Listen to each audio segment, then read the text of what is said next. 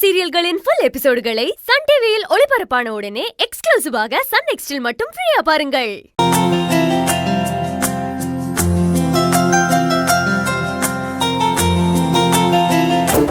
நான் விரதம் இருக்க போறத வச்சு என்னை கிண்டல் பண்ணிட்டு போறியா? போ செழியன், உன்னை நான் பாத்துக்கிறேன்.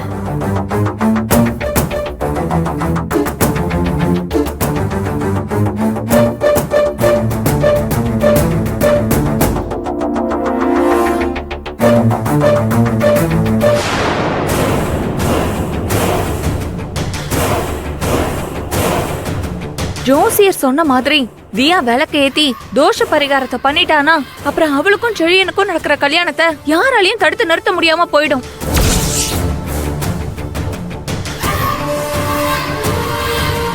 அப்ப என் மனசுக்குள்ள நான் செழியனை சுமந்துட்டு இருக்கிற வாழ்க்கை ஒன்னும் இல்லாம சுக்கு நூறா உடஞ்சு போயிடும். அப்புறம் வாழ்றதா சாவறதான்னு தெரியாம என் வாழ்க்கையே ஒன்னும் இல்லாம போயிடும். ரேஷ்மா, நிச்சயமா இந்த ஏமாற்றத்தை என்னால எப்படியும் தாங்கிக்க முடியாது. நான் வாழ்றதும் சாவறதும் உங்க 2 பேர் கையில தான் இருக்கு. ரேஷ்மா, சாவ பத்தி எல்லாம் பேசாத. இதோ பாரு, செழியனோட தான் உன் வாழ்க்கை, அதை யாராலையும் மாத்த முடியாது. எதை வச்சு இவ்ளோ கான்ஃபிடென்ட்டா சொல்றீங்க? ஜோசியர் சொன்னதை நீங்க 2 பேரும் நல்லா கேட்டீங்களா இல்லையா? 5 மணில இருந்து 6 மணிக்குள்ள 21 விளக்க எந்த தடையும் இல்லாம சரியான நேரத்துல தீபத்தை ஏத்தி முடிக்கணும். அப்படி சரியான நேரத்துக்குள்ள ஏத்தி முடிக்கலன்னா இந்த பரிகாரம் வீணா போயிடும்.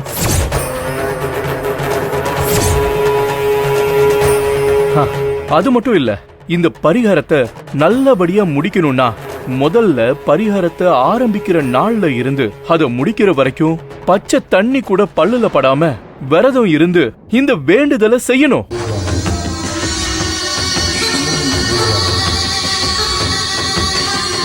இதெல்லாம் கரெக்டா செஞ்சாதானே தியாவுக்கும் செழியனுக்கும் கல்யாணம் நடக்கும்.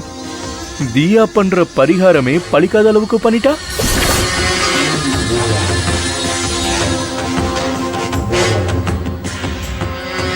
என்ன அப்படி பாக்குறீங்க? இப்ப செழியனுக்கும் தியாவுக்கும் இருக்கிற கெட்ட தோஷமே பரிகாரத்தை சரியா செஞ்சு முடிக்கலனா இந்த கல்யாணத்தை தடுத்து நிறுத்திடும். இதுக்கு மேல நமக்கு என்ன வேணும்?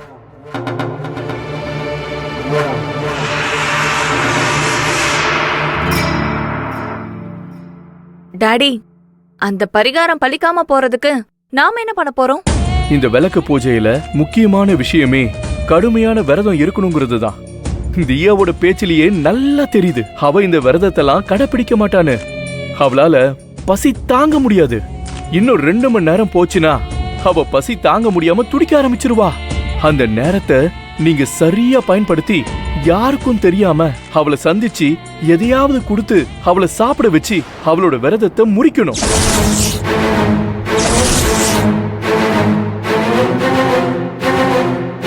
அதுக்கப்புறம் என்னதான் தியா விளக்கேத்தினாலும் அது அந்த பரிகாரத்துக்கு எந்த பலனும் தராது. கரெக்டா நீங்க செஞ்சு முடிச்சிட்டீங்கன்னா இந்த கல்யாணம் நிச்சயதார்த்தம் வரைக்கும் கூட போகாது. ஏதாவது தடங்கள்ல தான் போய் நிக்கும்.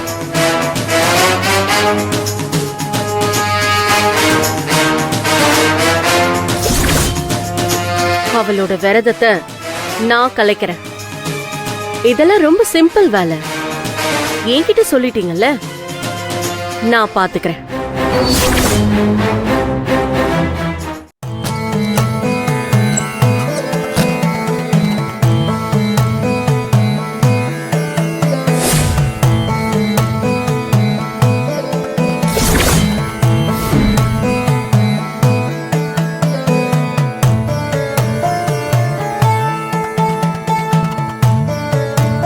எனக்கும் செழியனுக்கும் கல்யாணம் நடக்கணும்னு நானும் விளக்கேத்த போறேன். அதே நேரத்துல தியாவுக்கும் செழியனுக்கும் கல்யாணம் நடக்கணும்னு தியாவும் விளக்கேத்த போறா. இது என்னுடைய வாழ்க்கை. இந்த ஜென்மத்துல செழியனும் நானும் கணவன் மனைவியா வாழணும். அதுக்காக விரதம் இருந்து நான் விளக்கேத்த போறேன்.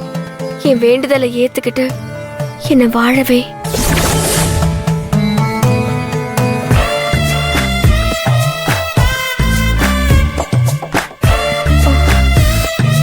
ஐயோ,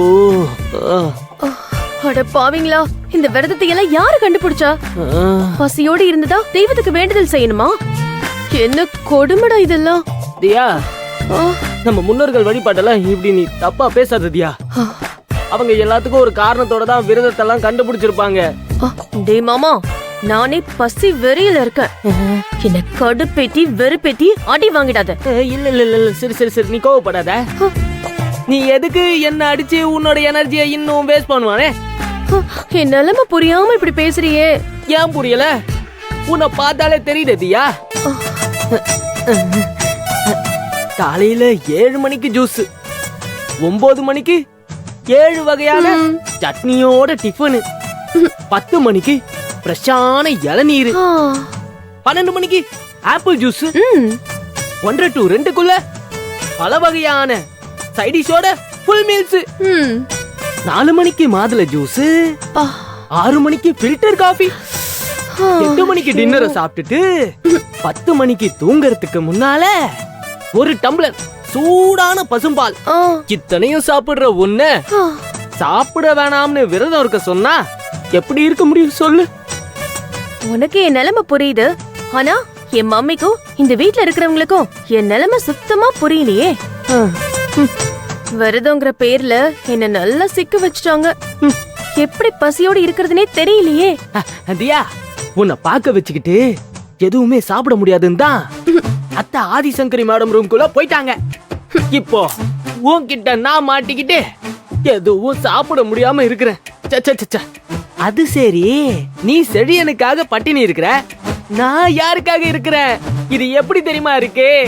எள்ளுதான் என்னைக்கு காயுது, எலி புழுக்க எதுக்கு காயுது? இப்படியே போச்சுன்னா வச்சுக்கிய, இன்னும் கொஞ்ச நேரத்துல நான் அப்படியே மயக்கம் போட்டு விழுந்துருவேன் தியா. தியா, வேணும்னா நான் வேணா ஏதாவது போய் சாப்பிட்டு வந்துட்டுமா? என் நிலைமைய கொஞ்சம் யோசிச்சு பாரு. நீ சாப்பிட்டு உயிர் வாழணும்னு நினைக்கிற மாதிரி தானே நானும் நினைப்பேன். யோசிச்சு பார்த்தா நம்ம 2 பேர் நிலைமையும் ரொம்ப மோசமா தான் இருக்கு.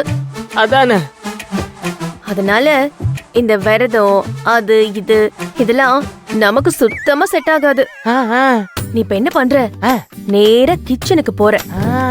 ஃப்ரிட்ஜ திறந்து எனக்கு 2 பாதாம் மில்க் ஷேக், உனக்கு 2 பாதாம் மில்க் ஷேக், யாருக்கும் தெரியாம நைஸா எடுத்துக்கிட்டு ஆரவாரம் இல்லாம அதுவும் இந்த வேலை செய்யறவ அந்த காயத்ரிக்கு தெரியாம அமைதியா எடுத்துட்டு வந்துரு. அத குடிச்சிட்டு கொஞ்சம் பசிய போக்கிக்கலாம். தியா, சூப்பர் ஐடியா. உன்னுடைய இந்த பிளான் எனக்கு ரொம்ப ரொம்ப ரொம்ப ரொம்ப பிடிச்சு போச்சு. I like it. இப்போ நான் போறேன், வெற்றியோட திரும்ப வரேன். ஓகே?